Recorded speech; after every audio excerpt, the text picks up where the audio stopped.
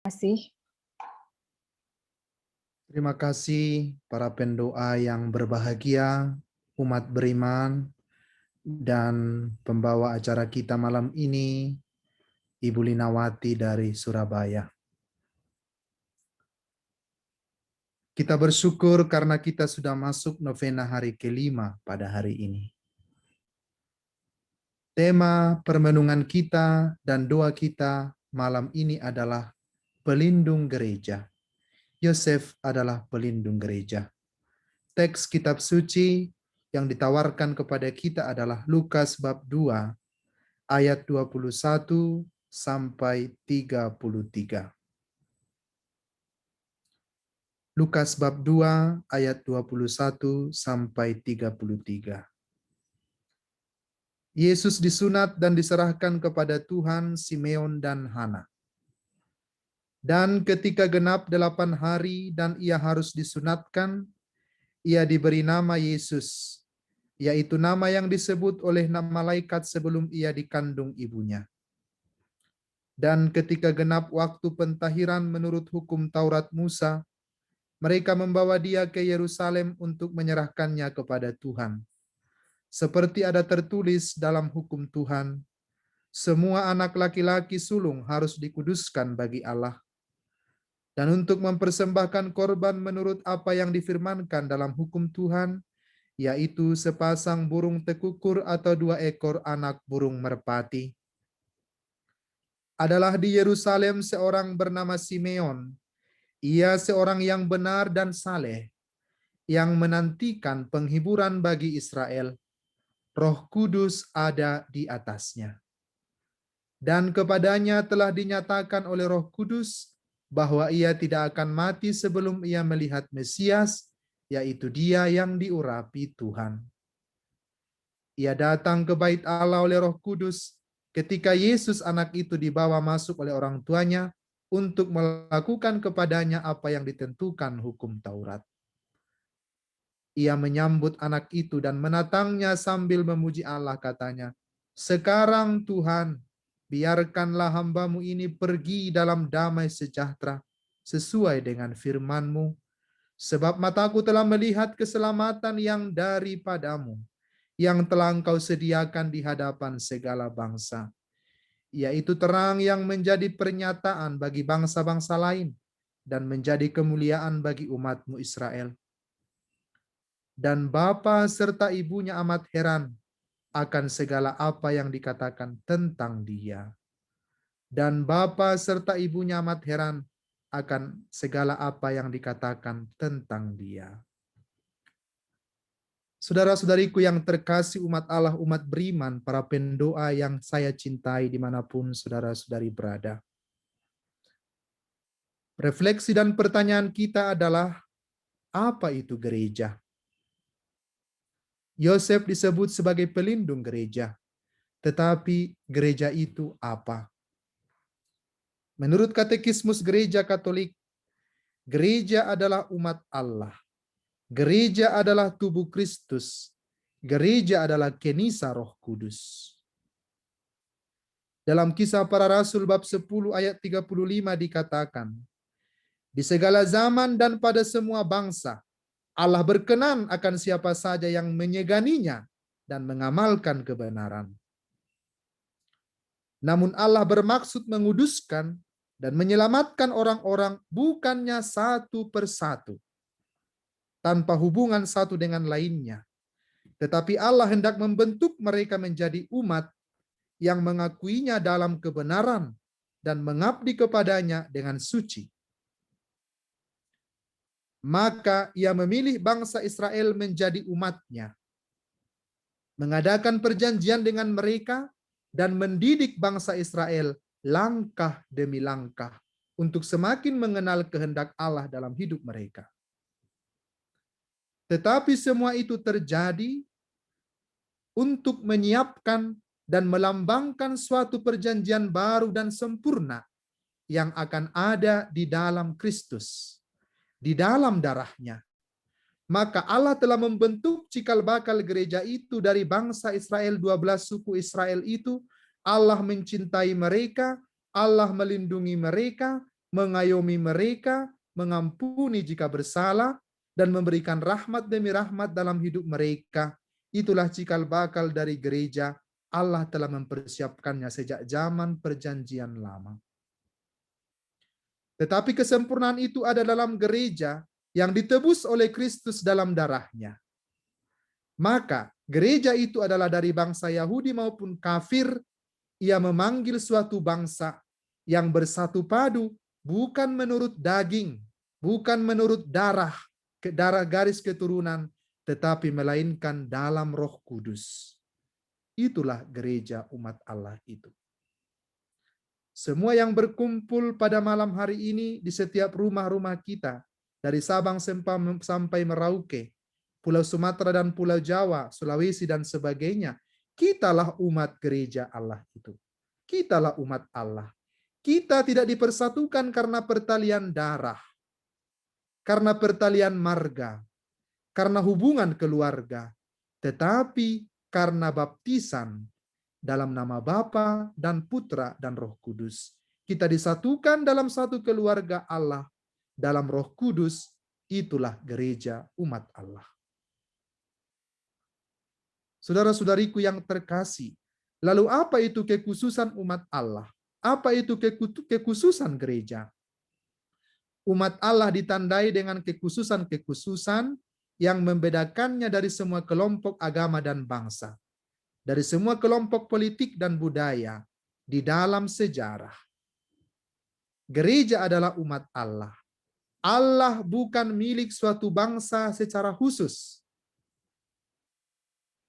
tetapi Ia telah membentuk satu umat dari mereka yang sebelumnya bukan merupakan bangsa yang terpilih, tetapi Allah telah menentukan suatu bangsa tertentu, dipilih oleh Allah, bangsa yang terpilih, imamat yang rajawi, bangsa yang kudus. Tertulis dalam 1 Petrus bab 2 ayat 9. Kita dari seluruh lapisan golongan masyarakat, dari berbagai keluarga-keluarga, dari berbagai negara, dikumpulkan menjadi satu kumpulan umat Allah, menjadi bangsa yang baru, bangsa Israel yang baru. Kitalah gereja umat Allah itu. Maka saya sebagai imam, kemana-mana saya pergi, bila saya pergi atau datang ke Medan, di sana begitu banyak umat Allah yang adalah bagian dari diriku. Mereka adalah keluargaku. Bila kita pergi ke Pulau Jawa, kita bertemu dengan orang-orang Katolik di sana. Kita begitu berbahagia karena mereka adalah keluarga kita. Maka bila ada saudara-saudari kita yang menikah berlainan suku, tetapi bila mereka ada dalam satu ikatan sakramen perkawinan gereja Katolik, tali kekeluargaan itu tidak hilang, melainkan semakin erat dan kuat karena mereka tetap berada dalam satu lindungan, dalam satu keluarga umat Allah. Itulah kebahagiaan kita sebagai orang Katolik. Bapak, Ibu, saudara-saudariku yang terkasih, yang pergi berziarah ke Eropa, berziarah ke Yerusalem, berziarah kemana-mana, di sana kita selalu menemukan keluarga kita. Karena umat Allah itu tidak hanya dikumpulkan dari satu bangsa, tetapi dari berbagai bangsa dikumpulkan menjadi satu kawanan umat Allah. Lalu apa itu gereja kembali? Orang menjadi anggota umat Allah ini bukan karena melalui kelahiran jasmani, melainkan karena kelahiran dari atas, dari air dan Roh Kudus. Itulah yang dikatakan oleh Yesus kepada Nikodemus. Jika engkau tidak dilahirkan kembali dalam Roh Kudus, dalam air dan Roh Kudus, engkau tidak bisa masuk ke dalam kerajaan Allah. Maka anggota keluarga ini disatukan bukan karena hubungan darah, tetapi karena ikatan iman, baptisan dalam air dan Roh Kudus, dalam nama Bapa dan Putra dan Roh Kudus. Iman kepada Kristus dan pembaptisan, itulah cara menjadi anggota gereja. Lalu apa yang dimiliki oleh gereja? Umat ini memiliki Yesus Sang Kristus yang terurapi. Dialah Mesias sebagai kepala kita. Dialah kepala gereja. Karena minyak urapan yang satu dan sama, yakni Roh Kudus, mengalir dari kepala, dari Kristus sendiri kepada seluruh tubuhnya. Kitalah anggota-anggotanya. Kitalah tubuh Kristus. Kristus sebagai kepala kita. Maka bila kepala itu diurapi, seluruh anggotanya turut terurapi. Karena Kristus adalah Allah kita, Tuhan kita, Juru Selamat kita yang terurapi, maka semua orang yang bersatu dalam gereja Allah, yang percaya kepada Kristus, yang dibaptis juga terurapi di dalam Kristus. Lalu umat Allah itu statusnya apa? Status hidup umat Allah ini adalah memiliki martabat dan kemerdekaan putra-putri Allah. Dan Roh Kudus berdiam di dalam hati mereka. Roh Kudus berdiam di dalam hati kita. Di dalam hati Suster Vincent. Di dalam hati Ibu Linawati. Di dalam hati Paula. Dalam hati semua kita yang berkumpul di sini. Roh Kudus berdiam di dalam hati mereka yang percaya kepada Kristus. Itulah status hidup kita. Kita memiliki martabat kemerdekaan putra-putri Allah. Lalu suatu bangsa itu harus memiliki hukum. Kita adalah bangsa umat Allah itu. Apa hukum kita? Hukum gereja yang terutama dikatakan oleh Yesus ialah perintah baru. Apa itu perintah baru? Untuk saling mencintai. Itulah hukum dari umat Allah itu. Itulah hukum gereja yang tertinggi. Perintah baru untuk mencintai. Apa idolanya? Apa modelnya? Seperti Kristus telah mencintai kita. Dikatakan oleh Yesus dalam penginjil Yohanes, bila engkau mencintai aku, engkau akan menuruti perintah-perintahku. Jika aku telah mengasihi engkau, maka engkau pun harus saling mengasihi. Itulah hukum baru dalam Roh Kudus. Sebagai bangsa, sebagai umat Allah dalam satu bangsa ini, kita diutus. Lalu apa perutusan kita? Perutusan kita ialah, seperti dikatakan oleh Yesus, menjadi garam dan terang dunia. Menjadi garam dan terang di bumi. Bagi seluruh bangsa, bukan hanya bagi orang Katolik saja. Bukan hanya untuk orang yang dibaptis saja. Bukan hanya orang yang tetangga kita saja. Tetapi bagi seluruh bangsa, kita menjadi garam dunia dan terang dunia. Dan inilah yang merupakan benih kesatuan. Bila orang Kristen itu mau menjadi garam dan terang dunia, itulah yang menjadi roh kesatuan, harapan, dan keselamatan yang amat kuat. Kita ingat beberapa waktu lalu, Paus Fransiskus mengunjungi Irak. Bagaimana pengaruh positif disampaikan oleh Paus Fransiskus begitu mengena di hati orang-orang di Timur Tengah. Begitu mengena, tersentuh hati mereka. Bertemu dengan Paus Fransiskus, Paus yang pertama sekali menginjakkan kaki di tanah saudara-saudara kita di Timur Tengah itu. Di tanah kaum Muslim, Paus Fransiskus menjadi garam dan terang, membawa pesan perdamaian kepada mereka. Itulah gereja, itulah misi kita. Lalu apa tujuan kita sebagai satu umat Allah? Apa tujuan kita? Tujuan kita adalah kerajaan Allah. Dan setiap kali kita berdoa, Bapa kami, kita memohonkan ini. Bapa kami yang ada di surga, dimuliakanlah namamu. Jadilah kehendakmu di atas bumi seperti di dalam surga. Di atas bumi seperti di dalam surga. Datanglah kerajaanmu di atas bumi seperti di dalam surga. Jadilah kehendakmu di atas bumi seperti di dalam surga. Tujuan kita adalah kerajaan Allah yang oleh Allah sendiri telah dimulai di dunia untuk selanjutnya kita sebarluaskan kepada orang. Dikatakan oleh Rasul Paulus bahwa kerajaan Allah itu bukan soal makan dan minum, tetapi soal damai sejahtera dan cinta persaudaraan. Dan ini adalah kita harus bawakan kerajaan Allah itu, dikatakan tugas kita baru selesai dan akan diselesaikan oleh Allah pada akhir zaman. akhir zaman tugas itu baru selesai. Tugas itu dan tujuan kerajaan Allah itu sudah boleh kita mencicipinya di dunia ini bila kita merasakan damai satu sama lain, dan kelak dalam kerajaannya adalah kegenapan. Maka bila kita dalam keluarga kita, dalam komunitas kita menaburkan damai, menaburkan cinta, itu adalah benih-benih kerajaan Allah. Kita sudah mencicipi kerajaan Allah itu di dunia ini meskipun kita masih di dunia ini, dan kelak akan disempurnakan di surga. Saudara-saudariku yang terkasih, Santo Yosef adalah pelindung gereja. Mengapa disebut Santo Yosef pelindung gereja?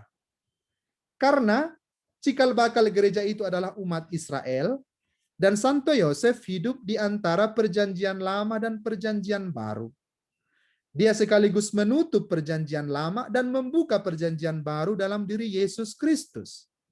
Dan gereja yang kecil itu juga dimulai di Nazaret dalam keluarga Yosef dan Maria. Itulah gereja mini, gereja keluarga yang kecil yang hidup, dan Yosef adalah kepala keluarga itu. Pelindung gereja yang kecil itu. Kristus sebagai pusat hidup mereka. Yosef menjaga Bunda Maria, melindunginya. Melindungi Yesus dari serangan Herodes, memberi Yesus makan, menyuap Yesus, menggendong Yesus. Dia sungguh-sungguh pelindung gereja. Pelindung keluarga kudus, pelindung gereja. Keluarga kudus itu adalah gereja awal pada zaman perjanjian baru. Menjadi gereja yang hidup. Dan keluarga-keluarga kita juga adalah gereja-gereja yang kecil.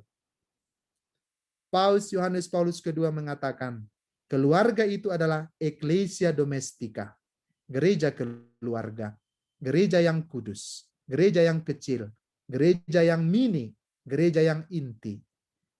Maka Santo Yosef adalah pelindung gereja kita. Pelindung juga keluarga kita sebagai gereja yang mini. Saudara-saudariku yang terkasih, maka relasi kita dengan Allah itu, relasi kita dengan Yesus itu, relasi kita dengan Bunda Maria itu harus disempurnakan oleh relasi kita dengan Santo Yosef yang adalah pelindung gereja. Gereja adalah keluarga Allah, yang pengelolaannya diwakili oleh kuasa imamat yang membawa tubuh mistik Kristus dan anggota gerejanya. Kuasa wewenangnya ialah mengajar dan memerintah jiwa-jiwa, merujukkan kembali mereka yang berdosa dengan Allah. Itulah tugas gereja, memberkati dan mendoakan mereka. Dan itu terjadi dalam kuasa para imam. Dan Bapak Yusuf memiliki relasi khusus dengan imam, sebab ia memiliki kuasa yang menakjubkan atas sang penebus sendiri. Bapak Yusuf itu digambarkan dalam pribadi Yusuf dari Mesir yang mengusahakan persediaan gandum bagi bangsanya. Dan Allah menunjuk Bapak Yosef sebagai pelindung gereja, suatu gelar mulia dan tepat diterapkan kepada Santo Yosef. Para bapak bangsa dahulu adalah kepala keluarga-keluarga umat yang terpilih yang mendapat kehormatan mempersiapkan penjelmaan sang penebus. Santo Yosef memiliki garis keturunan para bapak bangsa dan keturunan akhir dari Daud, keturunan yang paling dekat yang melahirkan Kristus menurut daging. Santo Yosef, pelindung gereja, penutup perjanjian lama, dan pembuka perjanjian baru yang diawali dengan hadirnya keluarga kudus di Nazaret, keluarga Yosef dan Maria, yang di tengah-tengah mereka, Yesus menjadi pusat hidup mereka. Bapak, Ibu, saudara-saudariku yang terkasih, kita sebagai gereja yang mini, kita dilindungi oleh Santo Yosef, mari kita juga jadikan pusat hidup keluarga kita adalah Yesus Kristus. Bila pusat hidup kita, bila pusat hidup gereja adalah Yesus Kristus, saya yakin terjadi kedamaian. Meskipun terjadi suatu perdebatan dan diskusi, tetapi tidak akan pernah berujung pada perpecahan.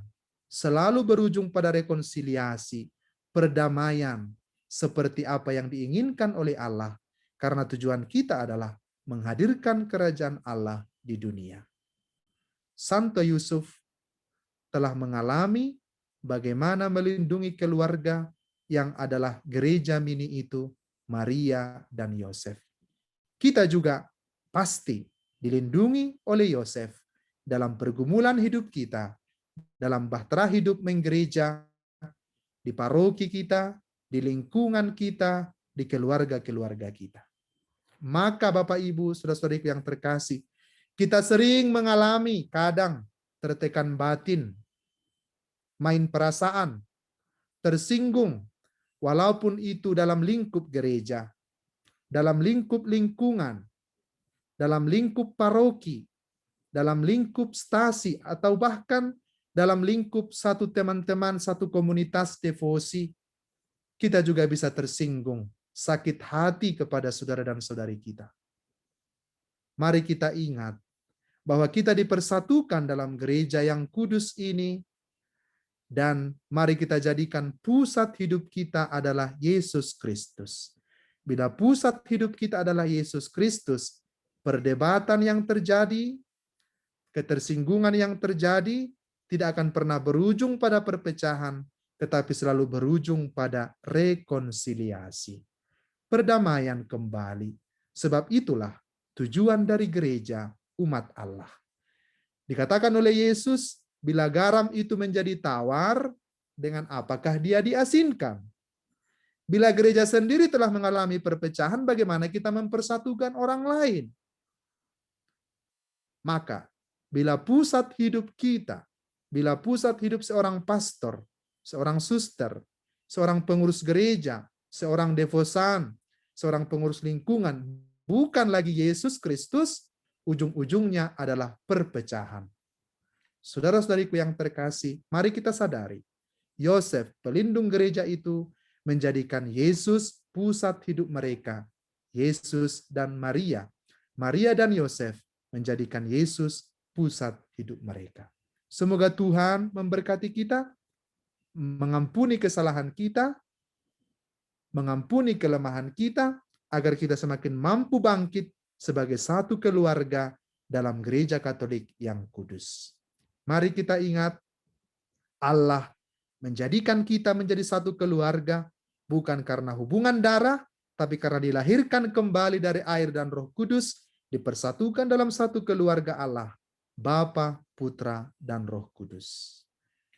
Ini keluargaku Tuhan, berkati dan lindungi selalu. Ku bahagia jadi keluarga Allah. Semoga Tuhan memberkati kita. Amin. Terima kasih Pak Sodiko untuk renungan yang sangat menguatkan pada malam hari ini. Saya mengambil inti dari apa yang renungan yang Pastor Diko bawakan tadi, bahwa kita ini adalah umat Allah. Kita ini adalah umat Allah yang dipersatukan, bukan dengan darah, tetapi dengan air pembaptisan dan persatuan oleh Roh Kudus. Oleh karena itu, kita juga dipersatukan karena iman kita kepada Kristus. Dan apa yang menjadi status kita sebagai umat Allah? Karena kita adalah gereja, umat Allah yang dipersatukan, bukan dari pribadi, tetapi sudah dipersatukan di dalam gereja. Oleh karena itu, Roh Kudus berdiam dalam hati kita bagi orang-orang yang percaya kepada Kristus.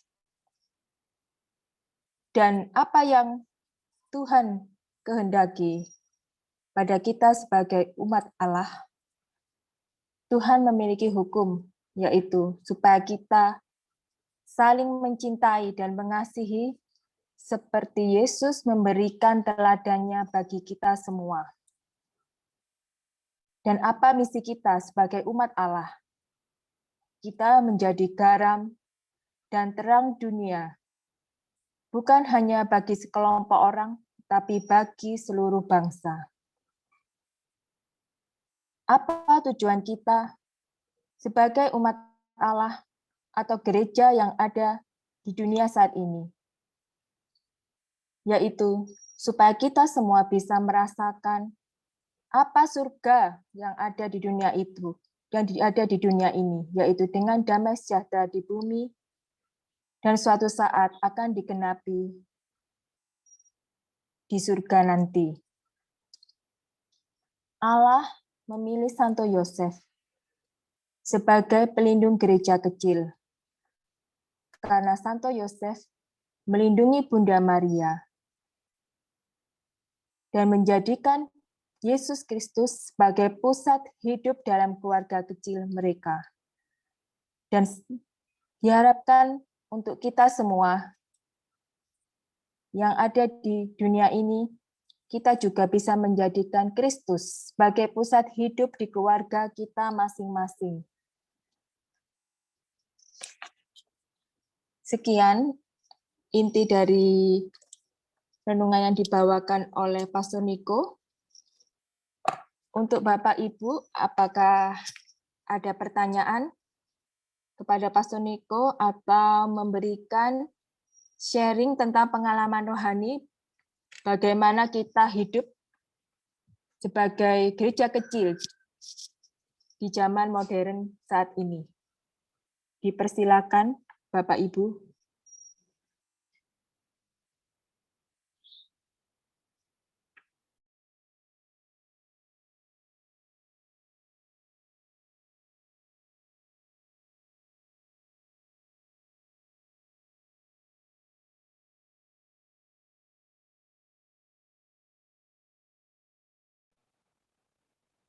Selamat malam, Pastor Niko, Ibu Linawati. Selamat malam, Ibu. Selamat malam, Ibu. Ada pengalaman sedikit mengenai pelindung gereja Santo Yosef yang dulu saya pernah tinggal di Hayam Buruk, yang di Susteran. Mereka ada dari keluarga Santo Yosef. Dan tahun yang lalu saya biasa doa lingkungan, saya suka bulan Maret. Jadi pas 1 tahun, nanti tanggal 19 besok, hari Santo Yosef, lingkungan dibatalkan, tidak boleh berdoa. Jadi saya tidak jadi berdoa. Sedangkan saya sudah pesan kue gitu, contohnya ya Pastor ya, kue ada berapa macam. Jadi kue sus ini kan biasa disukai oleh suster atau yang sudah tua gitu. Jadi saya teringat kue ini mau bagi sama siapa. Saya teringat sama suster di Karya Wisata. Dulu dari Hayam Buruk. Jadi suster Jompo. Jadi saya melalui Gojek, saya kirim ke sana. Saya teringat tanggal 19 itu rupanya hari Santo Yosef. Saya kurang paham dan kurang ingat bahwa itu hari Santo Yosef. Jadi tanpa disengaja, saya pun mendapat kabar dari suster bahwa saya membuat satu kejutan. Ini Florentina ada kirim oleh-oleh, dia mengingat kita bahwa hari ini hari Santo Yosef.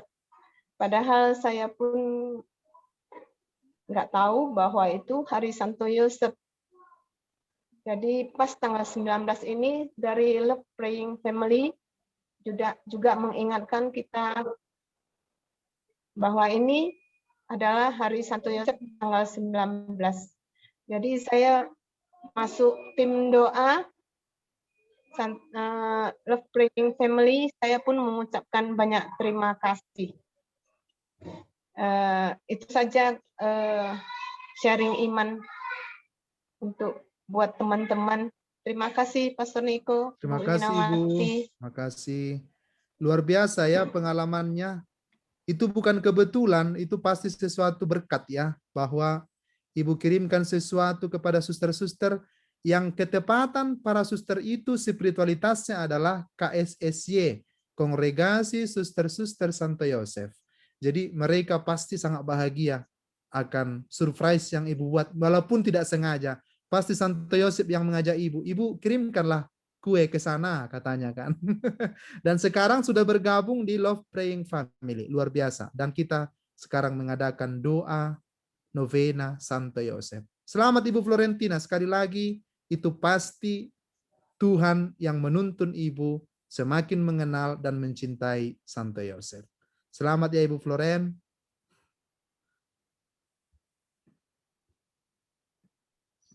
Terima kasih Bu Florentina atas sharing imannya, di mana Roh Kudus membimbing Ibu ya sampai bisa masuk ke LPF. Untuk saudara-saudari yang lain, apakah ada yang mau menambahkan?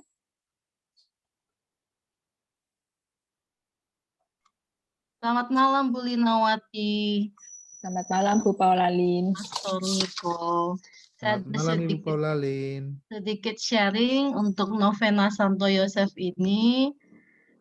Terima kasih juga seperti Bu Florentina tadi sampaikan, sejak kita join di LPF, kita mengenal banyak devosi di Gereja Katolik yang memang sangat kaya ya, dengan berbagai devosi, doa, Santo Santa.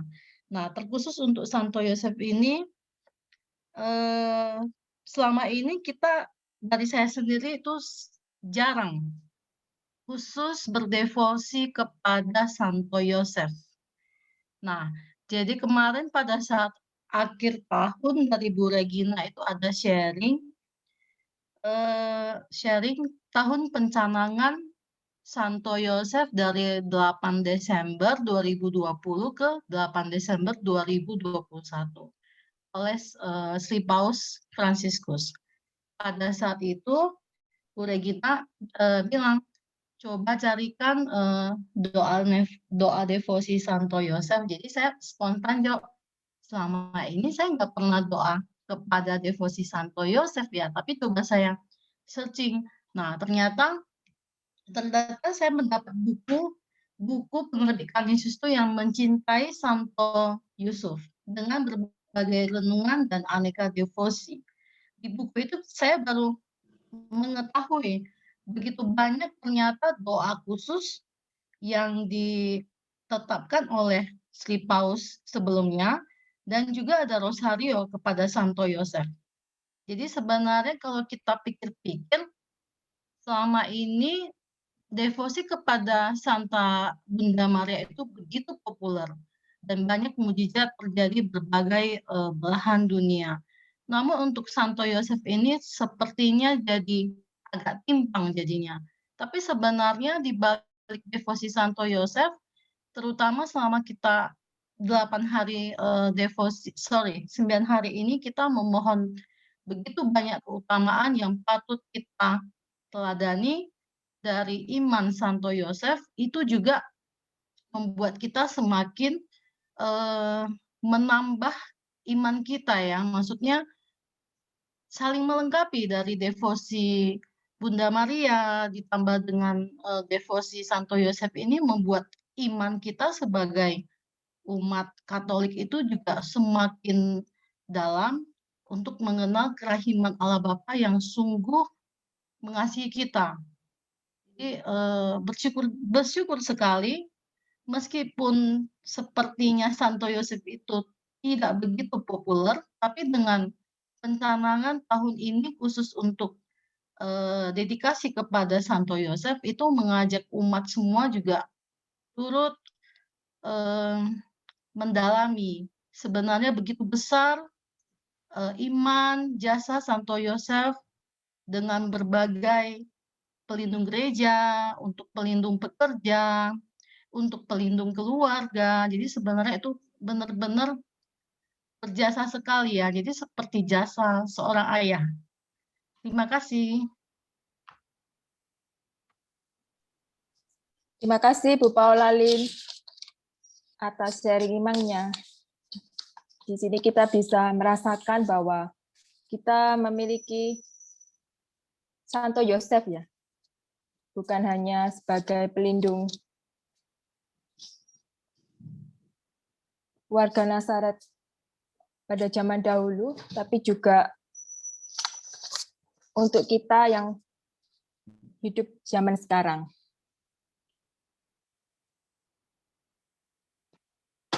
Apakah ada tambahan? Ya, tambahannya mungkin untuk meneguhkan kita dalam hidup sehari-hari, misalnya Ibu Floren misalnya, pernahkah diingatkan oleh suami, Mak, udah telepon anak kita belum? Mak, udah kirim uang sama anak kita belum? Nah, juru bicara kita itu sering adalah ibu kita, tetapi buah pikirannya sering datang dari ayah kita.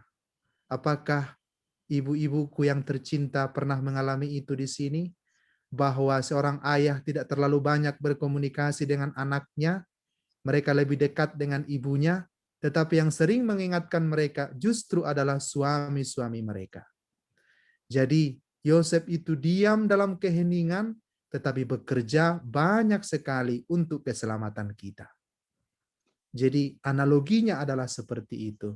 Seorang pria yang tulus hati, yang tidak kita temukan begitu banyak bicara, bahkan tidak ada satupun kata yang keluar dari mulut Santo Yosef dalam kitab suci, tetapi dia begitu banyak bekerja untuk Maria dan Yesus yang bayi kecil itu. Maka Paus Fransiskus mengingatkan kita untuk berdoa bagi orang-orang yang bekerja di balik layar, yang bekerja dalam keheningan membantu sesamanya.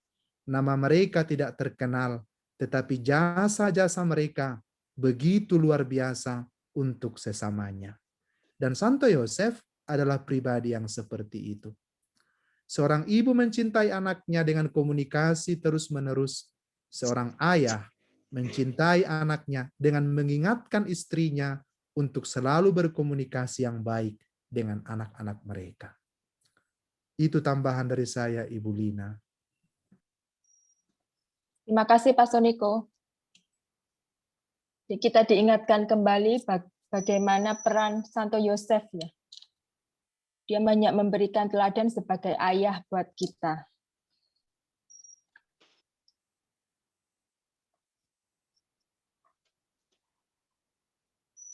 Maaf jika waktunya sudah selesai untuk sharing imannya.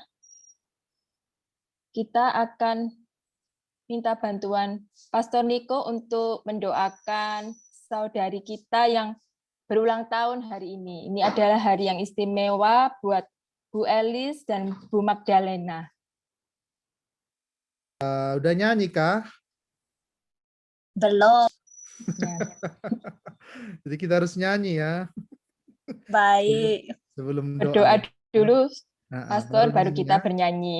Oke, baik. Kita berdoa. Dalam nama Bapa dan Putra dan Roh Kudus. Amin. Allah yang Maha Kuasa, sumber kehidupan kami. Hari-hari hidup kami berasal daripadamu. Kami bersyukur atas hari ini, kami bisa berkumpul satu keluarga dalam kelompok doa Love Praying Family. Dimanapun kami berada ya Tuhan, kami adalah satu keluarga umat Allah yang Engkau cintai dan yang Engkau kasihi. Allah yang Maha Kuasa. Lindungilah anggota-anggota keluargamu ini dimanapun mereka berada. Semoga teladan Santo Yosef tetap menguatkan kami dalam mengarungi bahtera hidup kami setiap hari. Allah yang Maha Kuasa, hari-hari hidup ini adalah rahmat yang kami syukuri setiap detik, setiap waktu kepada Engkau. Kami bersyukur atas umur yang Engkau anugerahkan kepada kedua ibu kami tercinta, Ibu Elis dan Ibu Magdalena, yang hari ini berulang tahun. Semoga mereka Engkau berikan kesehatan, kekuatan, umur yang panjang, kebahagiaan dalam keluarga, dan dalam kehidupan mereka setiap hari. Anugerahkanlah ya Tuhan rahmat-Mu kepada mereka. Ulurkan tangan-Mu untuk memberkati mereka. Lindungi mereka dari setiap yang jahat, dan semoga iman mereka semakin bertumbuh kepada Engkau. Tuhan, kami semua malam ini juga akan beristirahat. Lindungilah kami dalam istirahat kami. Jauhkan kami dari segala mara bahaya. Semoga besok pagi kami dapat bangun dengan segar, melanjutkan tugas kami, memuji dan memuliakan nama-Mu. Semoga Tuhan memberkati engkau, mengarahkan pandangannya kepadamu, dan menyinari engkau dengan wajahnya, mengasihani engkau. Dan semoga Tuhan memberkati engkau sekalian, dalam nama Bapa dan Putra dan Roh Kudus. Amin. Terima kasih Pastor Niko. Terima kasih. Terima kasih Pastor Niko untuk doanya. Terima Terima kasih, kasih Belis. Pastor Niko. Terima kasih, Ibu Magda. Belum nyanyi loh. Mari kita